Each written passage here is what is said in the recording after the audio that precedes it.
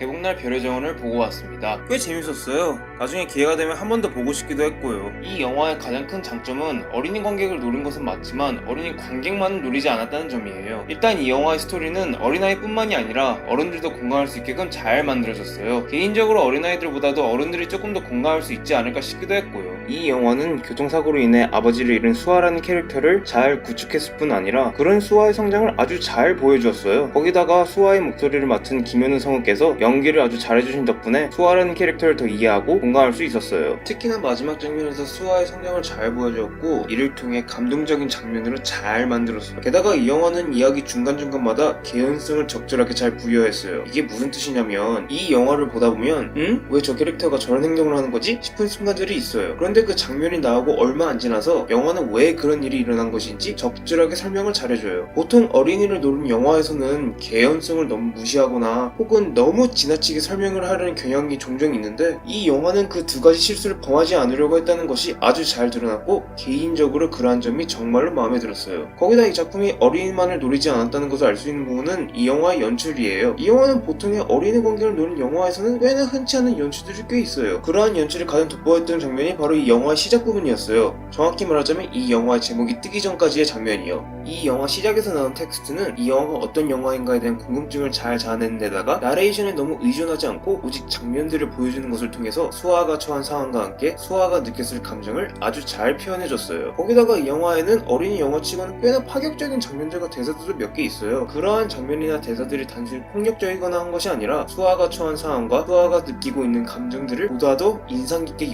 연출해내는데 아주 잘 활용이 되었어요. 더군다나 영화의 긴장감을 살리는데 아주 적절하게 잘 활용됐고요. 개인적으로 어린이 영화라고 무조건 순수해야 하고 폭력성이 하나도 없어야 한다고 생각하지는 않기에 원정식 감독이 어느 정도 리스크를 지고 이러한 장면을 넣었다는 점이 마음에 들었고 이러한 리스크가 성공했다고 생각해요. 게다가 앞서 말했듯이 이 영화는 재밌었어요. 이 작품에는 여러 자잘한 개그나 유머가 많이 나오는데 꽤 재밌었어요. 여러 소소한 웃음이나 혹은 흐뭇한 웃음을 줬거든요. 캐릭터들의 예상치 못한 리액션과 어둠이나 그림자를 활용한 신선한 개그들이 저에게는 꽤나 재밌었어요. 게다가 이 영화 속에 나오는 자잘한 설정들이 우주나 행성에 대한 정보를 기반으로 하거든요. 그렇다 보니 이러한 정보를 알고 본 입장에서는 오? 이런 걸 설정으로 잘 활용했네? 하면서 계속 영화를 재밌게 봤거든요. 더불어 이 영화의 또 다른 장점은 바로 영상미예요. 이 영화는 정말로 영상미가 예뻤어요. 우주의 풍경이나 별로 가득 찬 밤하늘과 같은 풍경이 정말로 예쁘게 잘 표현됐어요. 그뿐 아니라 여러가지 색깔들이 잘 활용되어서 화면을 아주 예쁘게 잘 표현했어요. 개인적으로 영상미 하나만으로 이 영화는 극장에서 볼 가치가 충분하다고 생각해요. 나중에 찾아보니 이 영화가 꽤나 저예산으로 제작됐다고 하더라고요. 적은 예산과 적은 인력으로 이 정도로 예쁜 색감의 화면을 연출했다는 것은 정말로 칭찬을 받아 마땅하다고 생각해요. 물론 아주 일부 장면에서 예산이 조금 적었다는 것이 보이기는 했어요. 캐릭터가 배경과 조금 따로 노는 것 같다는 느낌의 장면이 초반에 조금 있었고 초반 몇몇 장면에서는 캐릭터들의 움직임과 우주선의 움직임이 좀 딱딱하다고 느껴지는 부분이 있었거든요. 하지만 이것도 초반 일부에서는 그런 거였지 그 이후부터는 그런 부분들이 보이지는 않았어요. 자, 지금까지 이 영화에서 제가 마음에 들었던 부분들을 이야기했는데 아쉬운 점들도 몇 개 있긴 했어요. 그중 첫 번째는 바로 수아 아버지와 수아 할머니 연기였어요. 일단 수아 할머니 목소리가 뭔가 할머니 목소리였다기보다는 좀 젊으신 분이 할머니 목소리를 내려고 노력하는 것 같다는 느낌이었달까요? 그리고 배수빈 배우의 연기는 물론 이분의 전문 성우가 아니시고 특별 출연이었다 하더라도 연기가 좀 아쉬웠어요. 일상 대화를 하실 때는 생각보다 연기나 발성이 그렇게 나쁘진 않았어요. 그런데 문제는 감정을 드러내야 하는 장면이었어요. 배수빈 배우의 목소리 연기가 장면이 연출하고자 하는 감정을 제대로 표현하지를 못한 것 같았어요. 특히나 김현우 성우께서 수아의 감정을 훌륭하게 잘 연기해주셨다 보니 이게 더 대조적으로 더 연기가 아쉽게 느껴지기도 했고요. 두 캐릭터가 나오는 장면이 그렇게 많지 않았어서 영화를 보는데 그렇게 큰 지장은 없었어요. 그리고 또 하나 아쉬웠던 부분은 바로 음악이었어요. 사실 이 영화 OST는 전체적으로 괜찮았긴 했거든요. 한 장면에서만 빼고요. 그게 바로 이 장면이에요.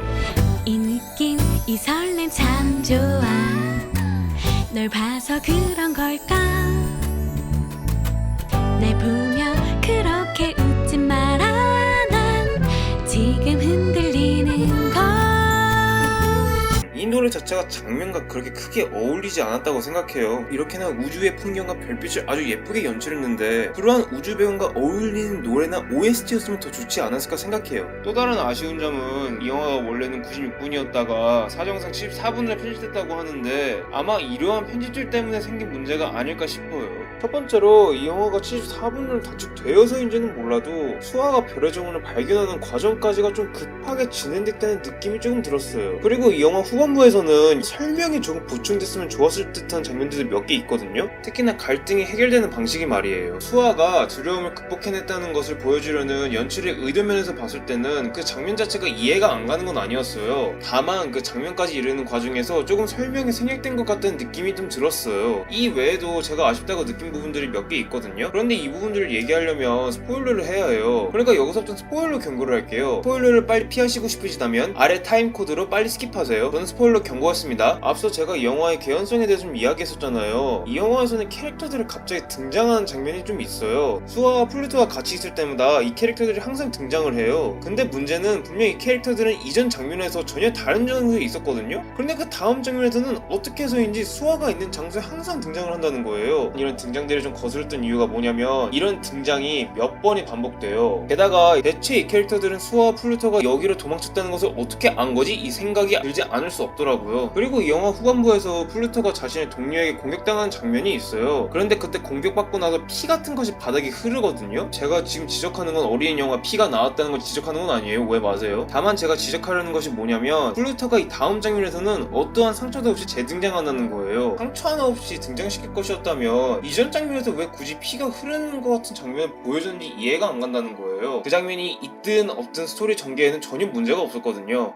마침 스포일러 구간이니 야구 장면에 대해서도 이야기할게요. 이 장면을 수아의 능력이 활용되는 장면이라고 하면 그걸 크게 문제되지는 않거든요. 다만 이 장면이 좀 어이없다고 느껴졌던 이유가 뭐냐면은 수아가 야구공을 던지는 게 어둠의 돌이었다는 거예요. 애초에 수아와 별의 정원사가 우주로 날아갔던 목적 자체가 지구의 어둠의 돌을 구하러 가는 거였잖아요. 그 어둠의 돌을 지구에 갖다 놓지 않으면 지구에 문제가 생긴다 이런 이유로 말이에요. 그런데 그런 중요한 어둠의 돌을 야구공처럼 던져버리고 그리고 그 어둠의 돌은 결국 우주 속으로 던져져 버린다는 거예요. 그게 꽤나 어이없다고 느껴졌어요. 네, 여기까지가 별의 정원을 보면서 느낀 저의 감상들이었어요. 제가 몇몇 아쉬운 부분들을 지적하긴 했어도 이 영화의 장점들이 그러한 아쉬운 점들을 충분히 덮을 정도로 이 영화는 참으로 매력적이고 정말 재밌는 영화였어요. 정말로 오랜만에 극장에서 영화를 재밌게 봤고 정말로 오랜만에 우와 다시 한번 이 영화 보고 싶다는 생각이 들게 만들었던 영화였어요. 원종식 감독께서 어린이만을 위한 영화가 아닌 어린이와 어른 둘 다 즐길 수 있는 영화를 만들려고 노력한 것이 보였고 그러한 노력이 성공했다고 생각해요. 별의 정원을 정말 재밌게 봐서 원종식 감독의 다른 작품들도 한번 눈여겨보게 될 것 같아요. 마지막으로 이 영화에 점수를 줄 건데 제가 주는 점수는 10점 만점에 7점입니다. 개인적으로 별의 정원은 두 번째로 봤을 때 더 재밌게 볼 수 있다고 생각해요. 제 개인적인 해석이긴 하지만 수아가 별의 정원을 가고 우주에 가서 일어나는 일들을 일종의 수아가 잠수 꾼 꿈이라는 해석을 가지고 이 영화를 본다면 수아의 성장이 더 잘 느껴질 것 같거든요. 만약 근처 극장에서 이 영화가 아직도 상영 중이라면 이 영화를 한번 보시는 걸 추천드려요. 만약에 근처 극장에서 상영을 하고 있지 않거나 상영 중이더라도 시간이 안 맞으시다면 다행히 별의 정원이 VOD로도 나왔으니 VOD로라도 이 영화 보는 것을 추천드릴게요. 지금까지 나사 빠진 리뷰를 들어주셔서 감사하고 저는 나사 빠진 채널이었습니다. 감사합니다.